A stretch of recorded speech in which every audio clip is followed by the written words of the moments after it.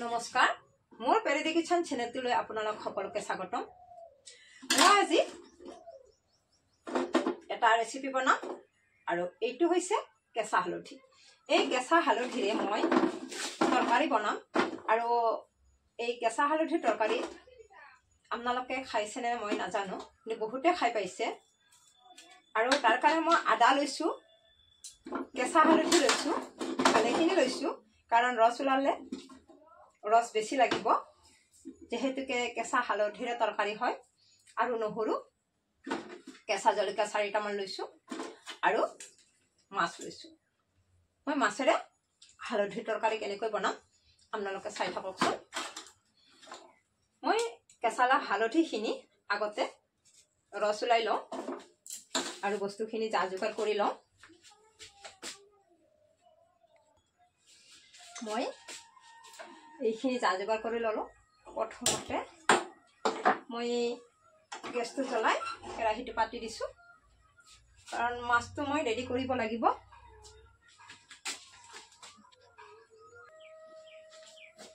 কেৰাহীটো পাতি দিছোঁ আৰু ইয়াতে মই মাছটো ফ্ৰাই কৰি লওঁ।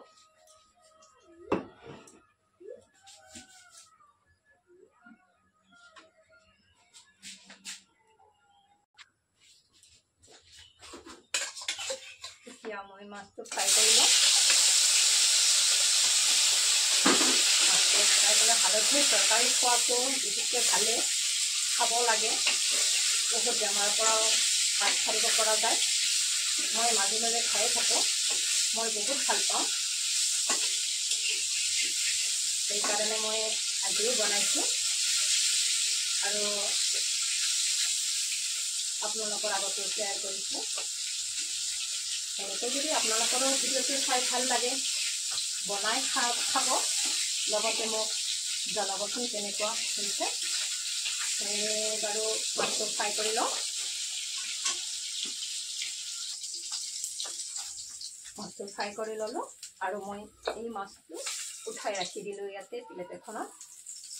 এইবাৰ ৰৈ যোৱা তেলখিনিতে হৈ যাব, মই আৰু বেছি তেল নিদিওঁ। ইয়াতে মই কেইটামান কালজিৰা দি দিছোঁ। কেৱল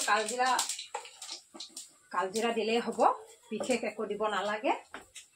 এইবাৰ মই এই কালজিৰাখিনিৰ লগতে এয়া হালধি মই 2টা বাতিত ৰাখি দিছোঁ, কাৰণ কম হ'ব, তৰকাৰী হ'ব নহয়, এইকাৰণে মই 2টাত ৰাখি দিছোঁ। আৰু মই সেই তেলখিনিতে হালধিখিনি উতলিবলৈ দি দিছোঁ। এতিয়া ভালদৰে উতলি থাকিবলৈ দিলোঁ আৰু এইখিনি ভালদৰে উতলি থকাৰ পিছত এতিয়া অকণমান সিজিবলৈ দিওঁ।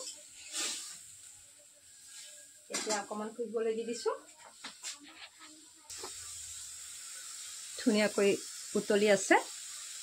এইবাৰ মই প্লেটৰ মাছখিনি ইয়াতে দি দিছোঁ। এনেকৈ উতলি থাকিবলৈ দি দিছোঁ।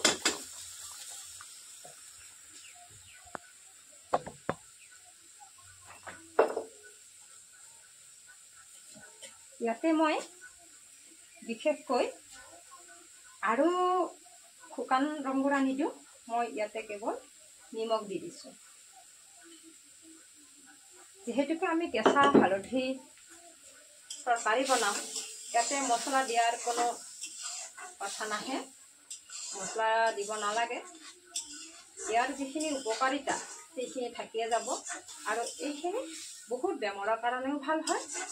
এনেকৈ মই হালধিৰে মাছৰ তৰকাৰী বনালোঁ। তৰকাৰীখন হৈয়ে গ'ল, মই এতিয়া গেছটো নমাই থওঁ। গেছটো নমাই দিলোঁ। এয়া মোৰ হালধিৰ তৰকাৰী মাছৰ সৈতে ৰেডি। ভাল লাগিলে লাইক, কমেণ্ট, শ্বেয়াৰ কৰিবলৈ নাপাহৰিব।